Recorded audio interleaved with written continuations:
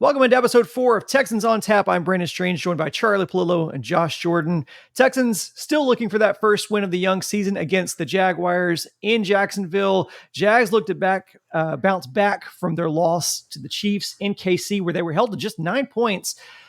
Look, the Texans' much maligned O-line is certainly a concern. If you're watching this later in the week, keep in mind, this is just an early preview, so we don't know yet everyone's availability on Sunday. But guys, how do you see CJ Stroud in the offense faring against Jacksonville's front seven right now? Well, I think you project them to struggle against most. Not the Bills' Josh Allen. The Jaguars' Josh Allen had a 3-sack game against the Colts the opening week, right? That transitive property, fortunately for Texans' hopes, doesn't always work, right? Jaguars beat the Colts. Colts beat the Texans. I think it's going to hold here, where the Jaguars certainly should beat the Texans, right? The Texans are the third biggest underdog on the board for the Sunday slate, and with good reason. I'm not anointing the Jaguars just yet as a superpower of the AFC, but they're the clear team to beat the way they surged and won the AFC South last season. They have the most settled quarterback position, unless you consider Tennessee settled with Ryan Tannehill, but settled at a level of eh. Jaguars defense, not elite, but it's better than the Texans offense because most defenses are better than the Texans offense. Yeah, that's true. I think something I'll be paying attention to is the running game for Jacksonville. Travis Etienne, you saw what Zach Moss did, just kind of a journeyman running back against the Texans. And Etienne's an explosive player. I worry that it doesn't really look like that defense has gotten cleaned up. Hassan Ridgeway on IR, one of the big defensive linemen, D'Amico brought in here to hope kind of shore up that, and he's out of there. So I kind of worry that Jacksonville is going to be able to run the ball on Houston kind of whenever they want to. And now adding Calvin Ridley to Jacksonville, they still have Christian Kirk, Zay Jones. I mean, they have a lot of good players on offense. So the one bit of hope is the Texans did beat the Jacksonville Jaguars last year and Trevor Lawrence when Levy was here. So, maybe D'Amico can look at that film, kind of see some things that Levy did were effective and try and use that against Jacksonville this week.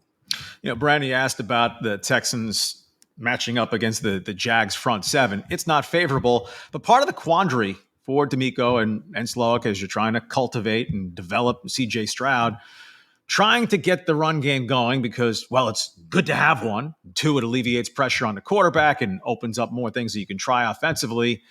So what's the balance? You're trying to build mentality and toughness and find out who can play a little bit. So do you stay committed to the run game, even though it has been paltry to putrid over the first 2 games, where then you get, hey, it's 2nd down and 6. Who are you, Bill O'Brien, just running between the guards? What's the balance there, right? Stroud with 91 pass attempts over the first 2 weeks. That is not a sustainable attempts rate for quarterback health, I don't think, over 45 times per game, especially when teams know they can tee off getting after this offensive line. So, if we had linear answers to do this and you'll be better and win, it makes one harken back to those days where the Texans going to Jacksonville was almost automatic in the win column. Those feel like the 1960s about now. They do. And for me, that's just a lot about the defense. Right now, you don't expect them to hold them down. And what you saw against the Colts with backup quarterback and a rookie, and that's not great. Trevor Lawrence, they're going to be licking their chops for this matchup. They are. So that concerns me a little bit. I think we do have to look at this as a work in progress. It's not about these specific games exactly. It's about how does CJ Stroud develop? How does Will Anderson look? Does the defense start getting it together? It's just with this offensive line, I think Charlie hit on it. You're going to want to run just because you can't drop CJ Stroud back constantly because he's already getting dinged up. And they're just going to tee off on him. But at the same time, if it's 3rd and 7, 3rd and 8 over and over again, you're not giving him much of a chance. More sacks to come, him getting banged up. I'm not sure what the answer is. I know we complained maybe the play calling was kind of vanilla last week. That was, one of the notes we had. It would be nice to see a flea flicker or maybe some jet sweeps with Tank Dell. Maybe run the ball with somebody other than Pierce that has some explosion. But it just doesn't seem to be what they're looking to do right now. It feels like they're just lucky to get lined up before the play clock winds down in most cases. And certainly you need time to be able to run deeper pass routes. But as we discussed a little bit last week, I want Stroud dropping back and whipping it well downfield at least once per quarter, whether it's Collins or you can get Dell in a matchup, or not get him in a matchup, but just, hey, little fast guy, fly pattern. We're going to take a shot. Maybe hit a big play. Maybe run into a pass interference call. They just don't have the overall weaponry at this point to have a good offense, and that starts with the offensive line. And there's no quick fix. I mean, a healthy Tunsil would help, but it's not like they rolled in Baltimore with him. They're under-talented. The injuries hurt, but where the crosshairs are going to focus moving forward on this stuff is Nick Caserio in roster construction and development. And for this group of players, and certainly year one for this coaching staff, they're focused on getting better, improvement week to week, month to month, and by season's end want to look like a consistently competitive football team. But there really is a pall over the fact that, they're not trying to tank, and they have no reason to anyway, not having their own first-round pick. They also don't have their own third-round pick, right? They had Cleveland's number 1. They have Philadelphia's number 3. Right? The Arizona Cardinals doing it right, blowing a 21-0 lead against the Giants as they're in early pursuit of maybe having the top 2 picks in the draft, their own, and the Texans, and maybe the Chicago Bears will have something to say about that. Yeah, the Caserio thing's interesting, right? Because until this year, we weren't really sure how he's drafted, how he's done with, bringing in players. But Nico Collins is starting to look like a hit in the 3rd round. That's a good sign. Tank Dell is certainly looking like a hit in the 3rd round.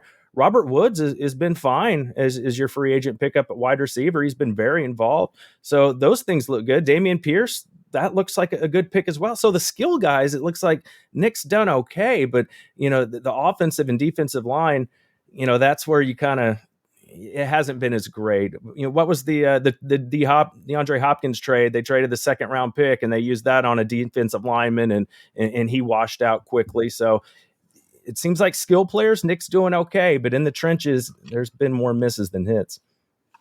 Well, you talk about the D-line. Let's talk about that for a second, because the Sunday, the Texans' pressure on Indy was basically non-existent. What did the Texans need to do to kind of flip the script there to prevent Trevor Lawrence from carving them up in the same way that Minshew did? Can they scheme their way to success, or is there just a lack of talent there? I start with the lack of talent. Right, it can't be on Will Anderson every week to get 6 to 8 pressures and 2.5 sacks. The interior, they seemingly have a couple legit veteran role type players. Malik Collins, notably, with the extension they signed him to. But where's the Hellraiser? Right, where's the pocket collapser? No sacks against the Colts. You yield 3 touchdown drives of at least 75 yards. You're just not giving yourself any chance if that's the best you can set forth. Yeah, I mean, D'Amico talked about, you saw a lot of tight ends eating them up. Yes, on Sunday, that was a problem. And typically when it is tight ends, backs, that's usually your safeties. And they're on their 5th safety right now with Murray going down. So that's going to be a problem. But this is something Trevor Lawrence could do to them, just kind of short pass everybody to death, kind of like Minshew was doing. That's something Trevor Lawrence can do. But like I mentioned earlier, Lovie Smith had some success kind of affecting those windows for Trevor Lawrence, and he struggled against the Texans in one of the games last season. So if they can find a way to do that, but I mean, is Jimmy Ward going to play this week? These are things that would make a big difference if you get some more talent back there, because I think the corner play has been okay with Stingley and Nelson. So if they can get the safeties back, and you'd like to see a little more from the linebackers. Tua, that wasn't great. They were kind of having their way with the linebackers on Sunday as well. All right, well, guys, that's going to be it for this episode of Texans on Tap. We'll be back next Monday to recap what we hope is a Texans win over the Jags. If you're watching us and you'd rather listen, go find us on your favorite podcast provider. We're on Apple and Spotify and Amazon. Links are in the description. Please give us a 5-star rating while you're there, should you feel inclined. Thanks for listening. And as always, go Texans.